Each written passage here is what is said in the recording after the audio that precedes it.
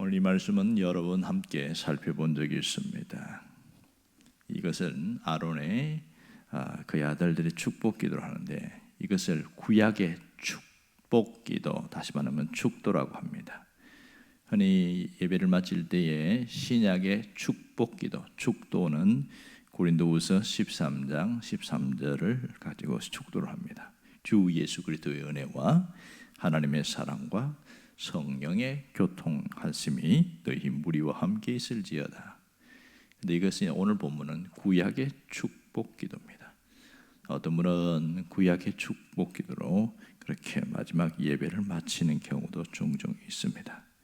오늘 특별히 보면 23절에 보면 아론들에게 그 아들들에게 이르기를 너희는 이스라엘 자손들을 위하여 이렇게 축복하라, 이렇게 말합니다. 이렇게 축복하라.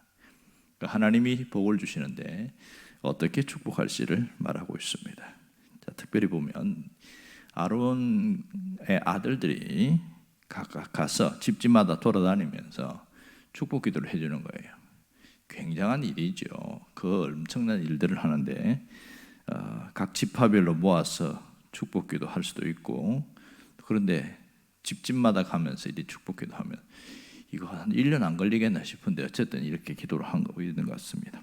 자, 그런데 이렇게 축복하라는 이유가 뭐냐? 그것은 하나님께서 이스라엘 백성들에게 복을 주시려는 그 심정을 여기서 보여주고 있습니다. 자, 이렇게 지금 민수기는 지금 한참 이스라엘이 행진하는 과정 속에 있지 않습니까? 이 가운데 하나님이 이렇게 축복하는 것은 하나님이 자기 백성을 얼마나 사랑하시는가를 보여주는 하나의 단면이다, 이렇게 볼 수 있겠지요. 이 사랑에는 조건이 아니고 무조건인 것을 알 수 있습니다. 사랑은 관계입니다. 아버지와 자녀의 관계이기 때문에 사랑을 하게 됩니다. 이 관계는 조건이 없는데 바로 이 아론의 아들들을 통해서 축복하게 하는 이유는 여기에 있어요. 복은 관계를 통하여 흘러나온다. 이걸 백성들이 잊지 않기를 원하는 것이지요. 자, 복은 관계를 통하여 흘러나온다. 그러니까 하나님이 관계를 중요시하라는 그 말씀입니다. 하나님께서 선포하는 축복의 내용이 뭐예요? 이렇게 축복하라. 그 축복의 내용이 그 다음 이어지는 24절부터 26절까지 말씀입니다. 하나님이 원하시는 게 뭐냐면 여호와는 네게 복을 주시기를 원하신다. 가장 큰 것이 복이에요. 하나님이 복을 주시기를 원한다. 이게 하나님의 심정을 밝히고 있는데 그 다음 여호와는 너를 지키시기를 원한다, 이런 말합니다. 지키시기를 원한다. 무슨 뜻이죠? 하나님이 보호하신다, 이 뜻입니다. 하나님이 보호하신다. 하나님이 내 곁에서 보호하신다면 든든할 수 있지 않겠습니까? 그리고 하나님이 그 얼굴을 내게 비추사 은혜 베푸시기를 원한다. 여기 얼굴이라는 말이 나오는데 하나님은 얼굴이 있습니까? 없습니까? 하나님은 얼굴이 없죠. 그런데 구약에 보면 하나님의 얼굴이라는 표현이 상당히 많이 나옵니다. 그리고 하나님의 오른손이라는 표현도 나와요. 이것은 우리가 이해할 수 있는 표현을 쓰는 것이죠. 이것을 의인화시켜서 얼굴이라는 것은 사람의 얼굴이 돌아섰다 이러면 관계가 끊어졌다는 뜻이고, 얼굴을 향한다 하면 관계가 좋아졌다, 이 뜻입니다. 그런 것을 의인화시켜서 표현하고 있는 건데요. 내게 비추사 나를 바라보고 계신다, 이런 뜻이 되겠죠. 그리고 내게 은혜 베푸시기를 원한다. 이 말은 뭐예요? 하나님께서 그의 손길로 나를 붙드시고 있다. 다시 말해서 도우시고 있다, 이런 뜻이다. 하나님의 도우심을 말합니다. 결국 여기서 보면 또 하나는 그 얼굴을 내게로 향하여 되사 평강 주시기를 원하노라. 똑같은 표현을 하고 있는데 또 하나는 뭐냐면 평강이다, 이런 말합니다. 평강이 뭐예요? 하나님이 주시는 평안을 말하고 있죠. 자, 이것은 하나님이 우리에게 인생에 주시는 마음의 안식, 즐거움, 이런 것을 말합니다. 하나님이 주시는 즐거움. 언젠가 이런 얘기를 한 적이 있죠. 편안한 것과 평안은 다르다. 편안한 것은 육체가 안식을 누릴 때입니다. 사람이 언제 제일 편안한 줄 아세요? 서 있을 때보다는 앉아 있을 때가 편합니다. 앉아 있을 때보다는 누워 있을 때가 편안합니다. 오래 누워 있으면 죽습니다. 죽을 때 제일 편안하다. 어떤 분이 그런 얘기 하더라고요. 웃자고 한 얘기겠죠.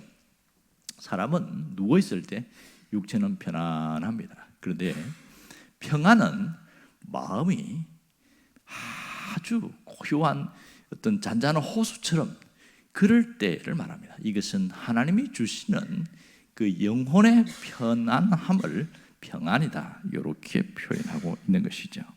자, 놀라운 것은 하나님께서 내게 이렇게 오늘 보면 지키시기를 원하며 보호하심이잖아요. 이것은 소극적이면서 달리 말하면 방패와 같은 역할을 합니다. 지키시기를 원하며, 그리고 은혜를 베푸시기를 원한다. 이건 도우신다는 건데 적극적인 표현이 있잖아요. 어떤 무기로 표현하면 어떤 공격용 무기, 창과 같은 그런 역할을 하는 걸 할 수 있습니다. 또 여호와는 내게 평강 주시기를 원한다. 이게 무슨 뜻일까요? 이 평안이라는 게 든든해지는 것이지 않습니까? 사람이 밖에 있다가 집에 오면 편안하다, 편안함을 느낀단 말이에요. 그러니까 어떤 성벽 안에 있으면 이 안전, 두려움이나 이런 것이 없이 안전함을 느낄 수 있게 되어집니다. 이게 편안한 거예요. 평강 주시기를 원하는. 그러니 사람이 살면서 이렇게 마음에는 도우심이 있고 또 하나님이 또 보호하심이 있고 또 마음이 든든해지는 이 평강이 있을 때 최고의 복을 누리게 된다, 이렇게 말합니다. 자, 이 복은 어떻게 온다고요? 복은 관계를 통해서 옵니다. 그러면 내가 이 복의 사람이 되려면 어떻게 해야 하는가? 근본적으로 하나님과의 관계가 좋아져야 한다는 것을 말하고 있습니다. 하나님과의 관계가 좋아야 된다. 여러분, 어떻게 하면 하나님과의 관계가 좋아지는지 아세요? 그걸 신명기 6장에 보면 정확하게 이야기하고 있습니다. 하나님과의 관계가 좋아지는 것은 딱 한 가지만 하면 된다. 돈도 아니고 다른 것도 아니라 사랑하면 된다. 그러면서 신명기 6장 4절에 보면 너는 마음을 다하고 뜻을 다하고 힘을 다하여 주 너의 하나님 여호와를 사랑하라, 이 얘기를 하고 있단 말입니다. 하나님을 사랑하는 거예요. 그걸 보면 하나님을 사랑하는데 그러면 이 어떻게 다 사랑할 수 있냐? 딱 한 가지랍니다. 내 마음을 내게 다오, 이 뜻이랍니다. 하나님을 향하여 내 마음을 전심으로 쏟는 것, 이것이 사랑이라는 거죠. 그렇다면 우리가 신앙생활하면서 가장 신앙의 극치는 하나님이 나를 사랑하는 걸 느끼고 내가 하나님을 사랑하게 될 때, 이게 신앙의 극치라고 할 수 있는 것이지요. 여러분, 우리가 외적인 어떤 행위는 하나님의 사랑의 표현입니다. 진짜 중요한 것은 내 마음에 하나님을 사랑함이 가득 차 있고 또 내가 하나님의 사랑받는 것이 이 풍성하게 느껴질 때 이 사람은 가장 신앙생활이 은혜로울 수 있는 것이죠. 오늘 우리가 늘 하나님을 향하여 내 마음을 쏟아내게 될 때 그 사랑을 느끼게 되어지고 그 복으로 채워짐을 알 수가 있습니다. 오늘 우리가 하나님과의 관계를 항상 중요시 여기는 게 굉장히 중요합니다. 그럴 때 하나님은 내 삶에 복으로 채우신다는 사실이죠. 무슨 복일까요? 지키시는 복입니다. 보호하심의 복이죠. 그리고 은혜가 머무는 복이죠. 이것은 도우심의 복. 적극적으로 표현하면 뭔가 하나님이 도우신다, 공격용이라고 할 수 있겠죠. 문제가 생길 때, 어떤 빠졌을 때에 건져내시는 그것을 도우심이라고 표현합니다. 그리고 평강의 복입니다. 이것은 즐거움이라고 했습니다. 마음에 두려움이나 마음에 그 불안함이 없는 평강, 이 복이 굉장히 중요합니다. 이 세 가지를 하나로 딱 묶으면 형통의 복이다, 이렇게 표현할 수가 있습니다. 나는 하나님을 인해서 형통하며 살 수 있다. 이 점이 대단히 중요합니다. 오늘 우리가 이 복을 받을 수 있어야 됩니다. 그렇다면 어떻게 하면 이 복을 받을 수 있을까? 이것이 내 삶에 이루어지도록 기도하고 그렇게 축복하는 게 중요합니다. 먼저 나에게 축복하는 거죠. 여호와는 네게 복을 주시기를 원하며 이것을 네게가 아니고 나에게 이렇게 해서 모든 것을 너라는 표현을 나라는 표현으로 싹 바꾸어서 그렇게 자기 자신에게 축복하는 겁니다. 하나님, 내가 오늘 복 받는 사람 되기를 원합니다. 그 마음으로 여호와는 나에게 복을 주시기를 원하며, 이 얼마나 은혜롭습니까?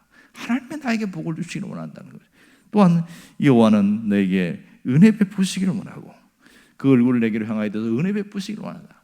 내가 먼저 복을 받아야죠. 그리고 내가 먼저 이 하나님의 도우심을 받아야 되고 하나님의 평안을 누리는 자가 되어야 됩니다. 이게 굉장히 중요하거든요. 그래서 이 말씀을 적어가지고 늘 딱 보고 하나님 앞에, 하나님은 내게 복을 주시기를 원하십니다. 아멘. 그런 거죠. 하나님 내게 은혜 베푸시기를 원하고 하나님 나를 지키시기를 원하고 도우시기를 원하고 하나님은 나에게 평안을 주시기를 원한다. 먼저 나에게 축복하는 게 대단히 중요합니다. 이 말씀이 내게 먼저 이루어지는 게 이거보다 참 좋은 게 없습니다. 만약 이렇게 하나님의 복을 누리고 이 세 가지가 이루어진다면 신앙생활을 굉장히 잘하는 사람이라 할 수 있겠지요. 또한 기도하면서 가장 가까이 있는 사람에게 하나님 뭘 주십시오 이거 해달라고 하기보다는 이 세 가지 하나님 복된 사람이 되기를 원합니다. 특히 하나님이 보호하시는 복이 있기를 원합니다. 하나님의 도움의 손길, 은혜의 손길이 있기를 원합니다. 하나님의 어떤 상황일지라도 불안해하고 두려워하지 않고 마음의 평안을 누리시도록 해주세요. 이것이 중요한 거죠. 꼭 성경 구절을 하지 못하면 가장 중요한 단어를 딱 떼가지고 그렇게 누구에게 이렇게 해달라고 그러면 세상에 평안하지 않겠습니까? 여러분, 제가 언젠가 설교하면서 그 얘기 평안에 대해서 설교하면서 그 설교한 기억나시죠? 가장 평안은 아무 문제가 없고 그렇게 했고 아무 생각 없이 그냥 편하다 이게 평안이 아니고 밖에 복잡한 근심 걱정도 있고 마음의 어지러움도 있고 그런데도 아주 편안하게 쉴 수 있는 거. 그 그림을 그릴 때 뭐라고 그랬어요? 깎아진 절벽에서 비바람이 부는데 그 속에서 이 둥지 안에서 새가 새근새근 잠을 자고 있는 거. 이게 최고의 평안이다. 이렇게 이야기했잖아요. 이게 우리 삶입니다. 우리 삶은 폭풍도 몰아치고 비바람도 치고 상당히 복잡합니다. 외쪽으로 바람도 불지만 내면적으로 뒤집어지는 일이 얼마나 많은지 몰라요. 감정의 변화가 얼마나 많은지 몰라요. 전화 한 통 받으면 하루 종일 기분 나쁘고 그것이 막 밤이 지나도록 화가 안 풀리고 이런 경우도 참 많습니다. 우리 안에 폭풍우가 몰아치는 거죠. 그때에 여호와는 네게 평강 주시기를 원하노라. 그 평안이 내게 싹 임할 때 그 사람은 불면증 안 걸립니다. 잠을 잘 잡니다. 이게 얼마나 큰 복인지 알아야 됩니다. 하나님이 보호하시는 이 지키시는 복이 있고 하나님이 나를 항상 바라보고 내게 은혜 베푸시는 도움의 손길의 복이 있고 하나님 내게 평안을 주시는 그 복, 이 복을 누리고 한다면 얼마나 귀한 일인지 내가 그 복을 받아야 됩니다. 그러려면 외쳐야 돼요. 나에게, 다른 사람에게 하지 말고 먼저 나에게, 하나님 나에게 복을 주시기로 하면 내가 복의 근원이 되게 하시고 내가 복의 중심이 되게 하시고 내가 복을 비는 자에게 복이 흘러가게 해주세요. 이 얼마나 귀한 일입니까? 그렇게 살면 그냥 뭘 달라고 하는 것보다 훨씬 차원 높은 기도가 될 수 있는 것이지요. 이보다 더 좋은 게 어디 있겠어요? 오늘 하나님이 바로 이 아론의 아들들에게 각 가정마다 이것으로 축복하면 하나님이 너에게 복을 주시리라. 27절이 중요한 거예요. 하나님이 복을 주시리라. 이게 하나님이 선포하면 이 복을 주신다고 말씀입니다. 내가 그들에게 복을 주리라. 자 보세요. 만일 하나님 말씀이 이 말씀을 내가 믿고 나에게 매일 이 복을 선포하면 어떻게 될까요? 사람이 달라집니다. 사람이 달라져요. 여러분, 체질이라는 거 있잖아요. 사람이 체질이 보면 이 산성 체질이 되어 있는 사람, 알칼리성, 약 알칼리성 체질인 사람, 이 두 종류가 있다고 그래요. 뭐가 차이 나냐? 몸이 산성 체질은 온 몸에 염증이 많아가지고 막 이 병 저 병 툭하면 병에 걸린다는 거예요. 체질이 산성이 되어 있다는 거예요. 그런데 약 알칼리성으로 된 사람들은 병이 들어와도 금방 일어선다는 거예요. 몸의 체질이 바뀌었다는 거예요. 왜? 면역력이 강해진다는 거예요. 알칼리성으로 되면 강해졌다고 그래요. 이 체질을 바꾸는데 체질을 개선해야 된다. 그래서 제일 먼저 뭐 하냐면 음식을 바꿉니다. 음식을 싹 바꿔서 이것을 6개월 이상 바꾸면 변화가 생긴다는 겁니다. 그래서 당뇨 환자들에게는 꼭 뭐라고 하냐면 음식을 골라 드세요 이러면서 싹 바꾸는데, 당뇨의 가장 주범은 음식이라고 이렇게 이야기하면서, 근데 그걸 그렇게 하는 사람 봤습니다. 신앙도 체질입니다. 보면 똑같이 예배당에 나와서 똑같이 예배드리고 하지만 어떤 사람은 하나님의 복을 누리면서 살아가는 그런 영적인 체질로 바뀐 사람이 있는가 하면, 어떤 사람은 환난과 고난과 온갖 힘든 일을 겪으면서 맨날 예배당에 오면 울어요. 맨날 우울하게 나와고 있어요. 그렇게 오는 사람이 있어요. 1년 내도록 비바람과 폭풍과 매몰아치는 사람이 있어요. 마음이 굉장히 안타까워요. 왜 그럴까요? 체질이 안 바뀌어서 그래요. 신앙에도 체질이 바뀌어야 됩니다. 오늘 이 축복 기도는 우리의 영적인 체질을 완전히 바꿔놓습니다. 매일매일 이렇게 선포합시다. 한 40일만 선포해도요, 우리의 체질이 바뀌어요. 제일 먼저 뭐가 바뀌는지 아세요? 마음이 달라져요. 아, 하나님은 내게 복을 주시는구나. 여호와는 내게 복을 주시기를. 내가 오늘 복 받는 사람이지. 내가 기도하면 하나님 응답하시지. 내가 축복하면 하나님이 역사하시지. 이게 있으니까 영적인 강자가 되어 있는 거예요. 맨날 부들불러 뜨는 약자가 아니고 강자가 되어 있는 것이죠. 그 하나님은 나를 지키시기로 하니까 괜찮아. 어디 가든지 하나님 보호하셔. 이 든든함이 있지 않습니까? 하나님이 내게 은혜의 손길로 나를 붙들고 있기 때문에 가는 곳마다 하나님 나를 도우신다는 거예요. 이게 얼마나 힘이 됩니까? 어떤 일이 있어도 그럴 수도 있지. 왜 그래요? 강해졌으니까 이미 영적인 체질이 바뀌었잖아요. 그러니까 하나님은 너에게 평강 주시기를 원하노라. 마음이 어느 편안한 거예요. 복잡한 일들이 생겨도 뒤집어지지 않는다는 거예요. 이게 감정이 출렁거리고 요동하지 않는다는 거예요. 가장 안 좋은 게 뭔지 아세요? 조금만 일이 생기면 불안하고, 조금만 있으면 두려워하고, 벌벌 떨고, 근심 걱정 꽉 차 있고. 이게 신앙의 산성 체질로 되어 있어서 그래요. 신앙의 체질이 바뀌어버리면 평안함이 있습니다. 하나님이 주시는 평안함이 있어요. 그런 사람 얼굴이 어떤지 아세요? 얼굴이 환하죠. 이상하네. 문제 복잡하게 돈 문제도 있고 어려운 문제 있는데 왜 이렇게 얼굴이 환하지? 벌써 체질이 바뀌었습니다. 여호와는 너에게 평강 주시기를 원하노라. 응답이 나타날 것이죠. 오늘 우리가 이 세 가지를 붙들고 있어야 되고 그렇게 되어지도록 나가야 합니다. 영적인 체질을 바꿀 수 있기를 주의 이름으로 축원합니다. 기도하겠습니다.